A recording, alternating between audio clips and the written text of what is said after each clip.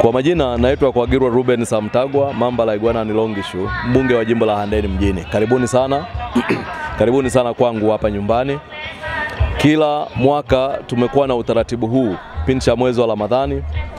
Angalau huwa natafuta siku moja, 2 au 3 kukutana na makundi kadhaa ndani ya jamii. Lakini huwa napenda kufanya iftar, chakula cha pamoja. Chakula cha jioni kama hivi ambacho ni iftari, ambapo tunakusanyika wana Handeni wote lakini kwa uwakilishi. Kimsingi leo hapa nyumbani nimetembelewa na makundi yote kwa uwakilishi. Tunao viongozi wetu wa dini, mashehe wetu kutoka kata zote na mitaa yote, wapo hapa karibia 95. Lakini tunao wachungaji, maaskofu, wainjilisti wapo hapa karibia 50.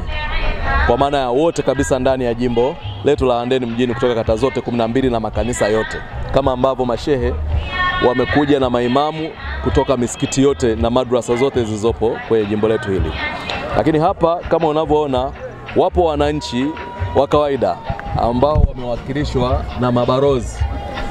Kwa hapa na uwakilishi hapa wa wananchi wamewakilishwa na mabalozi, wamewakilishwa na wenye viti wao wa serikali za mitaa, wapo hapa. Lakini wapo majirani ambao ni majirani zangu hapa. Upande huku na majirani wengi sana, na ngambo huku na majirani wengi sana. Lakini huku nyuma, upande huku wa mashariki, ninapakana na shule ya sekondari ya Islamic. Kwa wapo hapa Islamic.